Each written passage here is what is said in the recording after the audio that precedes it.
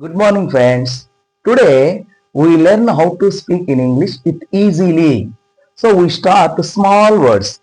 I, Nino, we, Manamo, you, Neevu, he, Atano, she, Ame, it, Adi, they, Varu, me, Nannu, mine, Nadi, my, Nayakka, myself, Namtada Nene, us, Manamu, our, Manayakka, ours, Manadi, ourselves, Manantada Maname. Your నీ యొక్క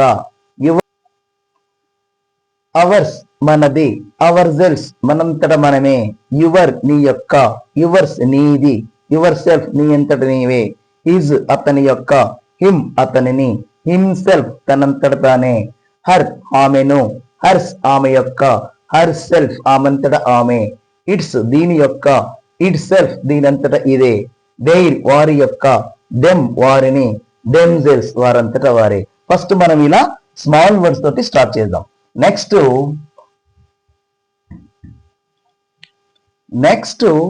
we learn some verbs. V1 present tense, V2 past tense, V3 past participle అంటారు. V1 అంటే ask, asked, asked. V1 asked, V2 asked, V3 asked. Present tense, past tense, past participle. Next act, acted, acted. Buy, bought, bought. Begin, began, begun. Call, called, called.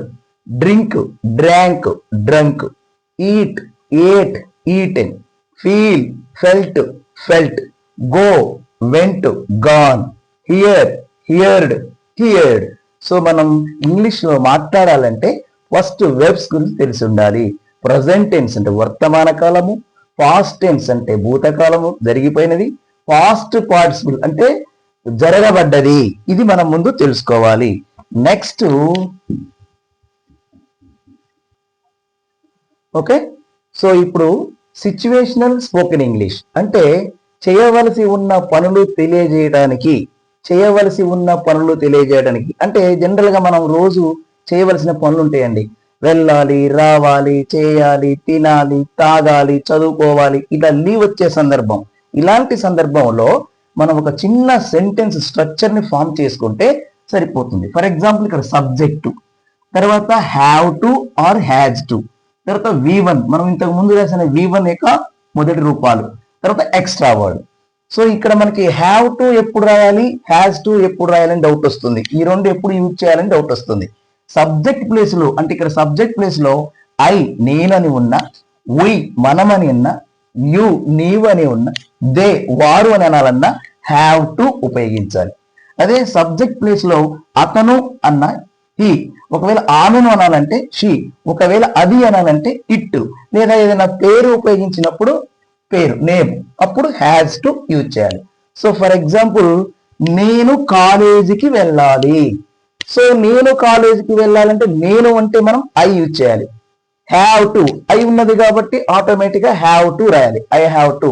వెళ్ళాలి ఇక్కడ V1 verb యొక్క మొదటి రూపం. వెళ్ళాలి అంటే మనం go అంటాము. Go ఎక్కడికి వెళ్ళాలి, కాలేజీకి వెళ్ళాలి. To college. సో నేను కాలేజీకి వెళ్ళాలి. I have to go to college. లేదు నువ్వు కాలేజీకి వెళ్ళాలి, you have to go to college. లేదా మనము కాలేజీకి వెళ్ళాలి, we have to go to college.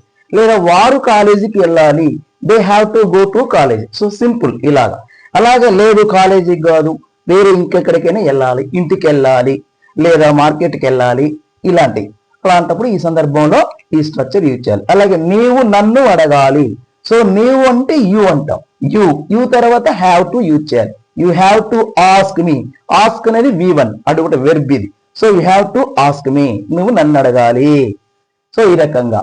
లేదు నెక్స్ట్ మనం బాగా చదవాలి. సో మనం అంటే వీ యూజ్ చేస్తాం. వీ హ్యావ్ టు, వీ తర్వాత హ్యావ్ టు రావాలి కాబట్టి వీ హ్యావ్ టు. చదవాలి అనేది వెర్బ్. రీడ్ బాగా అన్నాం కాబట్టి well. So we have to read well. Anyone we have to read well. You have to read well. They have to read well.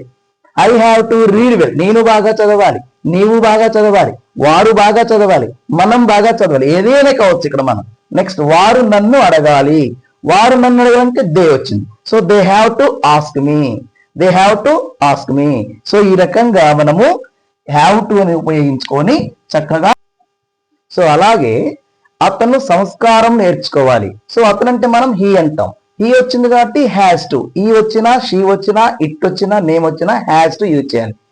అతను సంస్కారం నేర్చుకోవాలి. He has to learn manners, learn నేర్చుకున్నట్టు అక్కడ V1 వస్తుంది. ఆమె సంతోషంగా జీవించాలి. ఆమె అంటే షీ అంటాం. సో షీ వచ్చింది కాబట్టి హ్యాస్ టు రాయాలి. She has to love happily, she has to live happily. ఆమె వంట చేయాలి. She has to make cooking, she వచ్చింది కాబట్టి ఇక్కడ ఆమె కాబట్టి షీ వచ్చాం. సో షీ వచ్చింది కాబట్టి హ్యాస్ టు ఇచ్చేయాలి. అదే రవి నిజం తెలుసుకోవాలి. Ravi has to know the truth, Ravi has to know the truth. So ఈ రకంగా మనము చేయవలసి ఉన్న పనులు తెలియజేయడానికి have to or has to use చేయాలి. మీకు రోజు ఇలాంటి సందర్భాలు చాలా సార్లు జరుగుతుంటాయి. సో అలాంటప్పుడు ఈ స్ట్రక్చర్ ని మీరు మైండ్ లో సెట్ చేసుకోవాలి. అంటే మెంటల్ ఎక్సర్సైజ్ చేయాలి. అంటే ఫస్ట్ సబ్జెక్ట్ ప్లేస్ లో మనము I, you, we, they, he, she, it పెట్టుకోవాలి. లేదా నేమ్ అయితే నేమ్ పెట్టుకోవాలి. ఇక్కడ so have or has use చేయాలి. సో మనం హ్యాజ్ ఇక్కడ హీ, షీ, ఇట్ నేమ్ వచ్చినప్పుడు యాజ్ టు యూజ్ చేయాలి.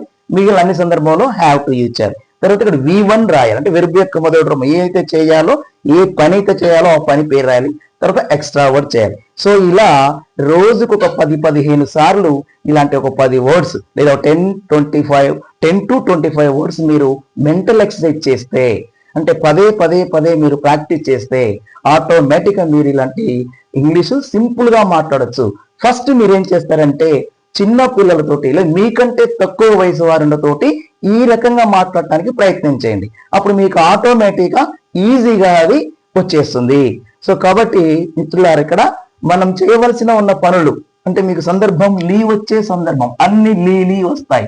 చేయాలి, వెళ్ళాలి, తాగాలి. ఇలాంటి సందర్భంలో మనం ఈ స్ట్రక్చర్ ని యూజ్ చేసుకోవాలి. ఇది సింపుల్ సిచ్యువేషనల్ స్పోకెన్ ఇంగ్లీష్ అంటాం. అంటే ఈ సందర్భంలో అంటే ఈ వెర్బ్ ను వాడేటప్పుడు ఈ రకంగా మనం సెంటెన్స్ ఫామ్ చేసుకొని ఈ సెంటెన్స్ మనం యూజ్ చేయాలి.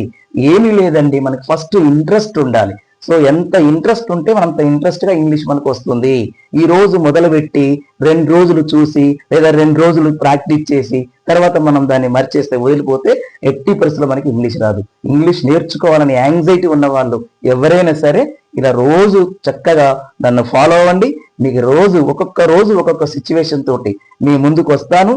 మీకు పర్ఫెక్ట్ గా సింపుల్ గా ఇంగ్లీష్ లో మాట్లాడేట్టు చేస్తాను. సో కాబట్టి నన్ను మీరు ఫాలో అవుతూ తప్పకుండా నన్ను ఎంకరేజ్ చేస్తూ సబ్స్క్రైబ్ చేయండి. మరిన్ని వీడియోస్ మీకు రావడం కోసం సబ్స్క్రైబ్ చేసి లైక్ చేయండి. అలాగే మీ ఫ్రెండ్స్, మీ డియర్ అండ్ డియర్స్ అందరికి కూడా తప్పకుండా చెప్పి వారిని కూడా ఇంగ్లీష్ పట్ల అవగాహన కల్పించుకోమనండి. ఇంగ్లీష్ సింపుల్ గా నేర్చుకోమని సలహా ఇవ్వండి. Thank you for watching my video.